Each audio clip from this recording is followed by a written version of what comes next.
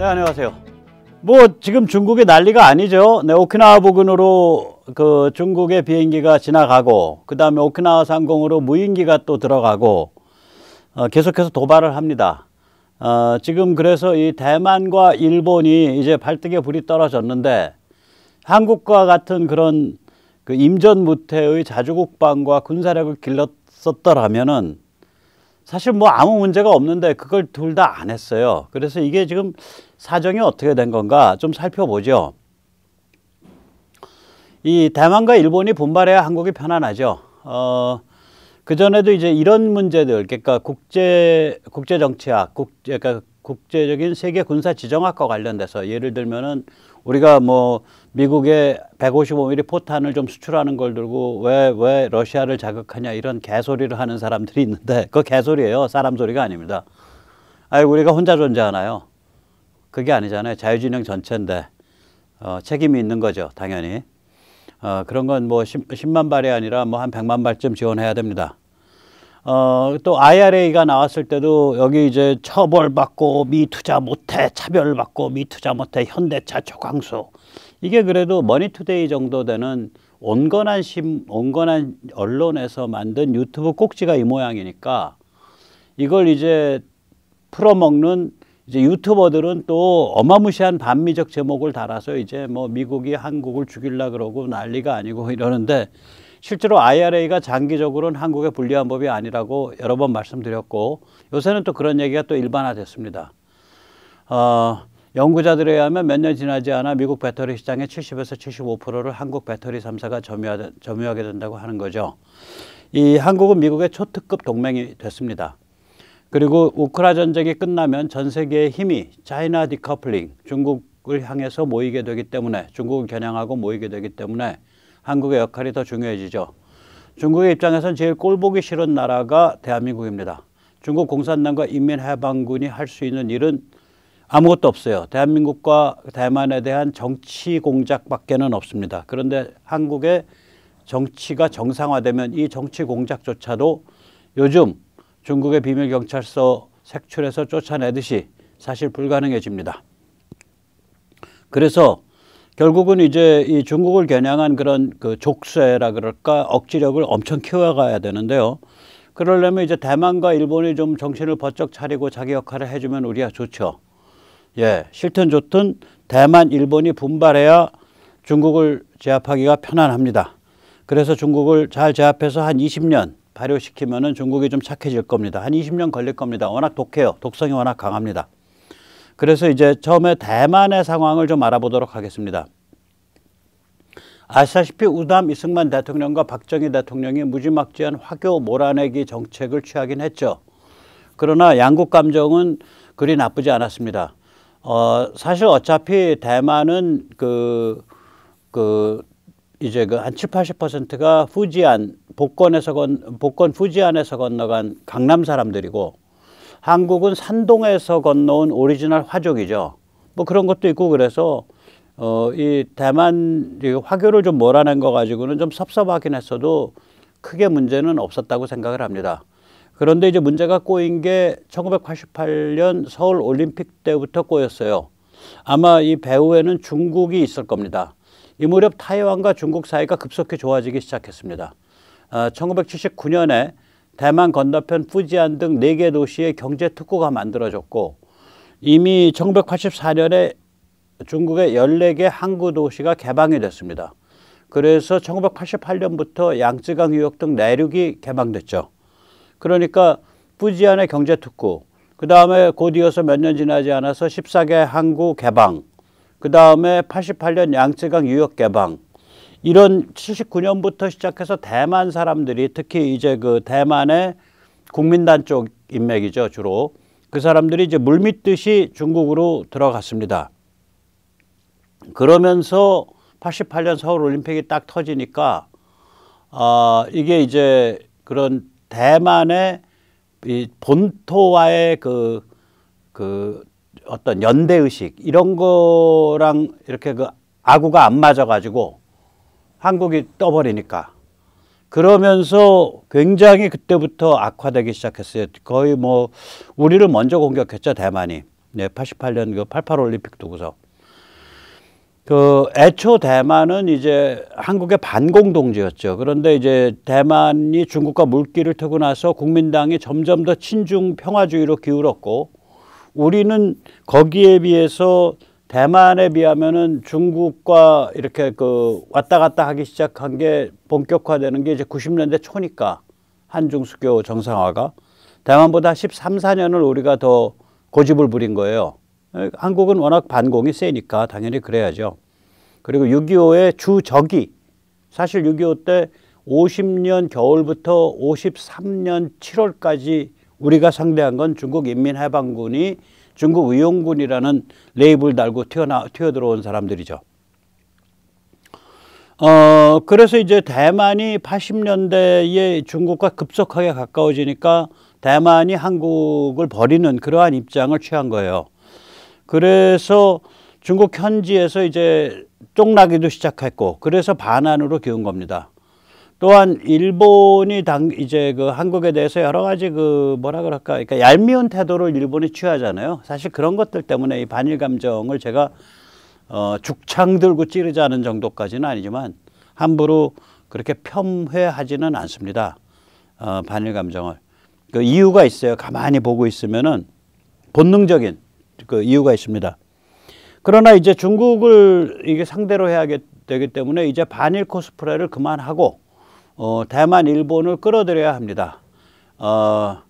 그런데 이제 이게 대만, 일본이 어떤 상황인지 알아야 끌어들이죠. 그냥 끌어들일 수 없잖아요.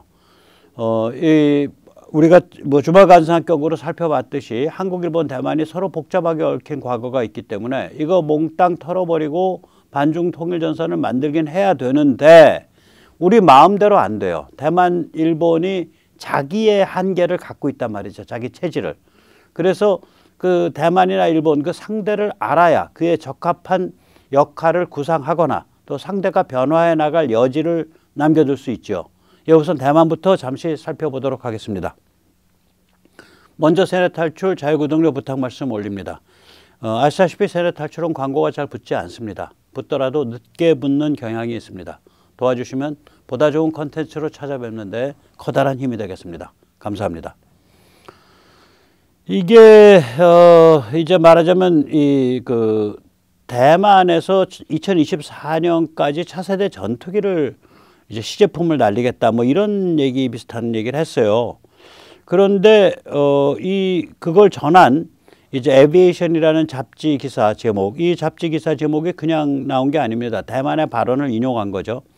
대만이 전투기 개발 프로그램을 서두르고 있다. 그런데 KF-21 보라매와 디자인이 같다.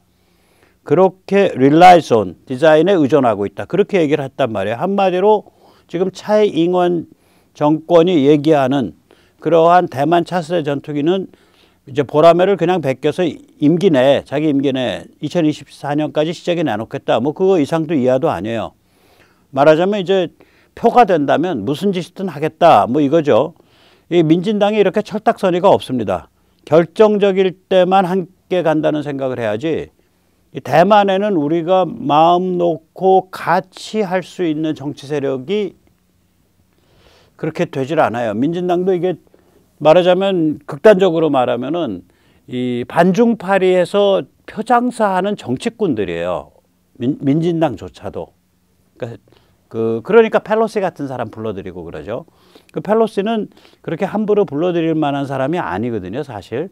요번에 임기가 마지막으로 되는 사람이고, 그리고 아주 그 능수능란한 자기 정치하는 사람이고, 그래서 또 미국에 지금 정치가 굉장히 크게 분열되어 있는데 그 중에서 이제 그 민주당 좌빨 극악스런 정파를 대변하는 사람이란 말이에요. 그래서 이 펠로시 같은 사람을 불러들일 때 왜 저러나 그랬는데, 그러니까 표만 되면은 뭐든지 하려는 거죠. 왜 펠로시 불러들였냐? 얼마 전에 대만에서 민진당이 참패한 지방선거를 말하자면 중국과의 대립 구도를 만들어서 좀 유리하게 끌고 가겠다. 아마 그 계산에서 불러들였을 겁니다. 펠로시가 그런 도발을 하는 걸 아니까.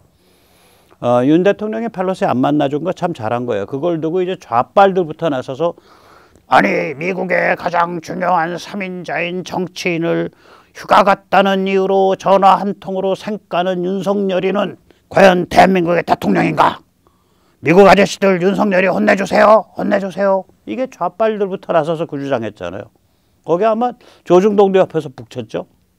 펠로시가 뭐 그렇게 중요한 아줌마라고. 참나. 아유, 너는 꼬라지들하고는 한심합니다.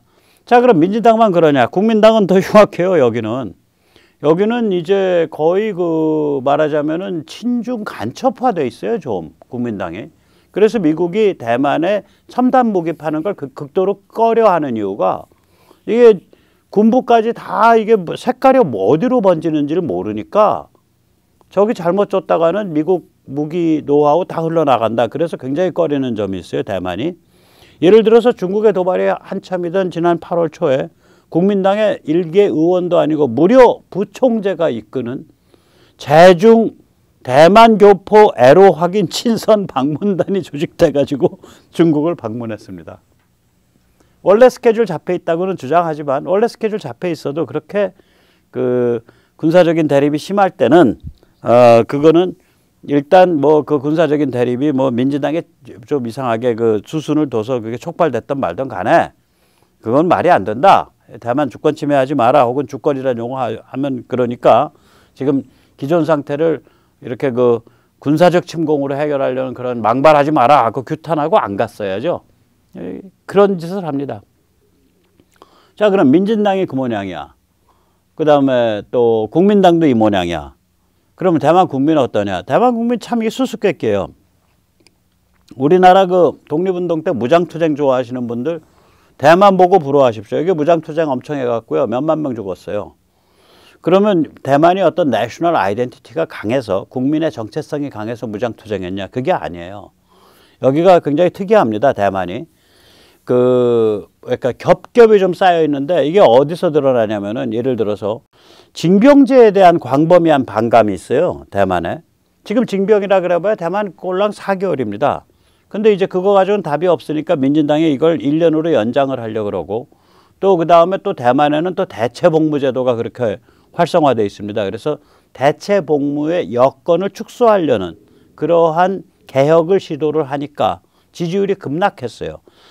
이게 군 징병제 자체에 대한 반감이 심해서 이게 2013년에 잘 드러나는데 전역을 앞둔 장병이 재수가 없어가지고 구타는 아니고 얼차려 기합을 받고 나서 몇 시간 있다 숨진 사건이 있었습니다. 뭐 항의를 할 수는 있는데 10만 명이 저렇게 일사불란하게 저 1984를 상징하는 그림이래요. 저걸 가지고서 저 일사불란하게 10만 명이 넘게 10만 그러니까 진짜 10만 명이거든요. 우리 좌빨들이 주장하고 탄핵 부추긴 조중동이 주장하는 10만 명이 아니라 진짜 10만 명이면은요. 광화문 그 대문 앞에서부터요. 서울역을 지나서 남영동까지가 꽉 찹니다. 최소한. 거의 서울역 지나서 가로월동 남영동까지가 꽉 차는 거예요. 그 10만 명이 넘는 초대형 집회를 열고 그걸 규탄을 했습니다. 그래서 국방장관 사임했죠. 참 저는 한국인권센터 통째로 대만으로 군인권센터 통째로 대만으로 이민 가시기 권합니다. 거기서 군인권센터 하면 굉장히 열렬한 기반을 굳히실 거라고 생각하니까 여기서 이상한 그 좌좀스러운 짓 하지 마시고 부디 대만으로 건너가십시오. 또 이왕 그렇게 말 나온 김에 한국 국가인권위 그게 한국 기관이죠. 법률적으로는. 근데 실제로는 유엔 기관의 한국 지부거든요. 그걸 정부기관으로 인정을 해주고 정부의 감나라 꽃나라 할 수 있게 만들어준 게 이상한 나라죠. 그게 우리가. 예. 유엔기관의 한국 챕터예요. 거기도 마찬가지로 뭐 이왕 유엔기관 한국 챕터니까 뭐 대만에 가서 뭐 두 번째 챕터 여시기 바랍니다. 거긴 뭐 첫 번째 챕터겠네요. 대만은 유엔에서 쫓겨났으니까. 예. 권합니다. 좀 이런 거 가면 잘하겠네. 10만 명씩 집회하고 거기서 왕노릇 하겠네. 자, 이렇게 대만은 그러니까 이 대만의 국민들도 이 어떤 그러니까 국가 위기 앞에서 징병제를 1년으로 복무 연장하겠다. 이 정도는 그냥 그 사회적 공론으로 될 수 있거든요. 우리가 만약에 그런 일 당했으면 공론화되죠. 우리가 만약에 그런 일 당했으면 요번에 그 저거 날아온 거보다 한 100배, 1000배 아니 중국 배가 와서 우리나라 항구 앞을 다 틀어막고 있다고 생각해 보세요. 걔들이 그 짓 했잖아. 우리가 그런 일 당했으면 우리는 야 쳐들어가자는 얘기 나오지. 그런데도 불구하고 4개월을 1년으로 연장하는 것에 대해서 국민적인 반발이 있는 거예요. 그래서 이 대만의 그 역사를 알면 이게 좀 그런 게 느껴지는데, 이 국민당 세력의 본질은 뭐냐면 반공군벌입니다. 그리고 눈먼 민족주의고 부패하고 무능해요. 그러니까 중국이 애초에 공산화된 게 국민당이 훨씬 더 물리적으로는 힘이 강했어요. 그럼에도 불구하고 실패했던 게 기본적으로 부패하고 무능하니까 민심이 떠났다고요. 그래가지고 이 국민당이 어떤 집단인지 잘 보여주는 게 이제 1947년 2월 28일 사건인데, 예, 국민당을 대만에서는 외성인이라고 부릅니다. 외성인이라고 부르는데, 국민당이 대만 원래 있었던 사람들, 원주민 아닙니다. 중국에서 뿌리를 두고 있는 세력이에요. 그것도 이제 두 종류인데, 민남인하고 하카, 객가죠. 하카하고 둘인데, 그 민남인 하카인을 중심으로 해서 국민당 건너온 사람들이 2만 명에서 3만 명을 학살했어요. 그러니까 극우 폭력성을 가진 거예요. 그래서 국민당이 이게 종중되기가 쉬워요. 이렇게 정치 철학이 병들어 있으면은 깃발을 파란색에서 빨간색으로 바꿔끼기만 하면 돼. 이미 그 깃대 자체가 병들어 있기 때문에. 그래서 중국 공산당이 의외로 친중인 거예요. 중국 공산당화돼 있어요. 그래서 저도 이제 제가 이제 열심히 이제 그 시위 같은 거 많이 한 편인데, 이 지식인 치고는 엄청 많이 한 편이죠. 주동자 중에 하나니까. 저는 시위에서 만나서 빨갱이 때려잡자. 그 다음에 박근혜 대통령 탄핵 반대 시위인데, 박 대통령이나 이런 거를 막 이렇게 신격화시켜서 얘기하는 사람들 굉장히 경계했어요. 왜 그러냐면은 둘 중에 하나거든. 이 시야가 편협해 갖고 그렇게밖에 표현이 안 된다는 얘기는, 시야가 편협해서 어디로 튈지 모른다. 혹은 아예 우리 쪽에 분열을 노리고 뒤에서 이상한 사람들에 의해서 조종당하고 있을 수 있다. 예를 들어서 러시아, 제가 한번 그 얘기 할 거예요. 러시아의 정보 공작, 러시아의 심리 공작을 보면요, 자기 편을 만드는 게 목적이 아니에요. 여러 가지 색채로 해서 분열시키는 게 목적이에요. 일단 분열이 돼서 시끄러워지고 그 체제의 사회 통합력이 최저화돼야 돼요. 그러니까 같이 탄핵 반대 데모를 나가도 같은 주동급이라도 여러 가지 생각을 하면서 장기적으로 관찰을 합니다. 그래서 저는 같이 데모 현장에서 같이 데모를 했다 그래서 잘 동지라고 생각을 안 해요. 두고 봐야죠. 같이 오래 겪어봐야 하는 거예요. 검증해봐야. 그러니까 이제 요즘 보면은 탄핵 때 같이 했는데, 반대했는데, 갑자기 김어준이랑 같이 논다, 혹은 김제동이랑 같이 논다, 이래버리면 이제, 좀 여러 가지 다른 경향이 있었네. 내가 모르는. 이제 그렇게 이제 뒤늦게 깨닫는 거고, 또 그렇게 깨달을 수 있다는 위험성이 있기 때문에 그런 일이 있을 수 있는, 이제 평소에 관계를 맺을 때 이제 조심하는 거고 그러죠. 그러고 사는 거죠, 자, 그런데 이제 대만에 그러면 국민당 쪽 말고 민남인, 하카인, 이게 이제 대만의 한 7, 80% 차지하는데, 이 사람들이 어떤 역사적인 주춧돌이 없어요. 예를 들어서 신라다 그러면 그래도 아주 근사한, 제가 박가지만 근사한 알에서 태어난 시조 2000 몇백 년 전에 이런 그 주춧돌이 있잖아요. 그리고 거기서 더 나가면은 제가 존경하는 진흥왕 때의 전략가 대신 이사부, 그리고 의상이나 원효, 대승화엄, 이렇게 해서 쭉 내려오는 그 주춧돌들이 있다고요, 역사에. 이게 없어요, 이 민남 하카인들한테. 왜 그러냐면 이게 그 후지안 일대에서 말하자면은 이제 해양 해적 세력 비슷한 사람들이에요. 거기서부터 시작을 했거든요. 그러니까 이제 그 풍조가 그러다 보니까 고급 지식 담론의 배출이 약하죠. 본토에서 건너온 외성인보다. 또 대형 사업가 배출도 약하죠. 그렇게 되는 거죠. 어떤 뿌리라는 게 정말 소중한 거거든요. 이 대만인들의, 그러니까 이 민남 하카인들의 출발점은 17세기 초 후지안 해양 호족입니다. 말이 쉬워서 해양 호족이지 이쪽 얼굴은 뭐 해상 무역인이고 저쪽 얼굴은 회적이에요. 이게 정지룡이라는 인물이죠. 거기서부터 시작을 했고요. 그 아들 때인가 그 아들 때의 손자 때인가 아들 때에 그 당시에 대만은 네덜란드가 장악하고 있던 섬인데 일부를, 그리고 원주민들이 이제 살고, 그거를 1661년에 포모사를 몰아냈어요. 그리고 나서 이제 그러니까 저기 뭐 킹덤 오브 포모사 왕국이라는 걸 만들었죠. 그리고 한 20, 30년 있다가 청에 복속이 됩니다. 그러니까 청 입장에서는 이게 해적 소굴이 안 되고 좀 뭐 약간 무기력하지만 뭐 그럭저럭 지들끼리 먹고 사는 그런 지역으로, 그저 그런 지역으로 관리하는 게 목표가 되니까 그 다음부터 굉장히 무기력해지는 거죠.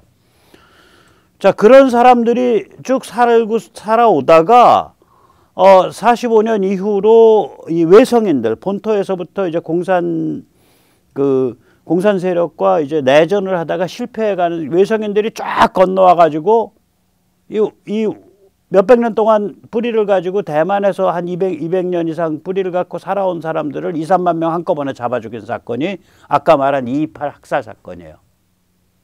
그리고 이 과정을 이렇게 보면, 예를 들어서 우리한테 우남이승만이 없었다면, 또 우남이승만을 그 정신적으로 부추겨준 저기 어디야, 저기 헐버트 같은 아주 정말 한국인보다도 한국인스러운 그런 최고급의 선교사가 없었다면, 또 저는 전봉준이나 김계남, 손아중이는 뭐 사람으로 안 보지만 굉장히 생각이 깊고 유장했던 해월 최시영 같은 사람이 없었다면, 그 다음에 한 8,000명 목잘림 당한 천주교인이 없었다면, 그런 백그라운드가 없었으면 3.1운동이나 일제 때의 그런 고급진 운동이 있을 수가 없고, 그런 백그라운드가 없었다면 박정희 대통령 같은 인물이 나올 수가 없고, 다 이런 과거 시대와의 연결된 어떤 흔적이 있는 거거든요. 예를 들어서 백모가 이렇게 하루 종일 뭐 자료 만들어서 하루에 1시간, 1시간 반씩 깨끗거린다? 이게 1년이 쌓여, 2년이 쌓여. 이제 백모의 컨텐츠가 좋아진 게 한 3개월 되는데요. 이제 2, 3개월 되는데, 어떤 틀을 가지고 그 틀이 명확해지면서 이런 식으로 한 5년 쌓이면 이것도 하나의 아주 작지만 하나의 돌멩이는 되는 거죠. 예. 이런 게 계속 여기저기서 쌓여가야 어떤 한 국민의 정체성이라는 게 형성되는 거거든요. 그게 없는 거예요, 그 뿌리가. 그래서 뭐 사실 대만과 손잡기가 굉장히 껄끄러운 게, 대만과 손잡으면은 이 손잡을 파트너는 마뜩치 않은데 중국은 엄청나게 우리한테 신경질적으로 우리 잡아먹으려고 들 거고, 그래서 이게 좀 답이 없는 거예요. 그냥 기도만 할 뿐이죠. 빨리 철 좀 들어라. 그리고 뭐 일단 어떻게 뭐 대만도 공업력이 있고 하고, 또 미국서 물건 잘 골라서 사고, 일본한테 징징거려 가지고 물건 잘 받아내고, 그래서 해안 방어력 많이 키우고, 그래서 국민들 좀 정신 좀 차리게 하고, 그렇게 좀 자기 발로 제대로 서는 그런 모습을 좀 보고 싶다 하고 이제 기도만 할 수 있을 뿐입니다.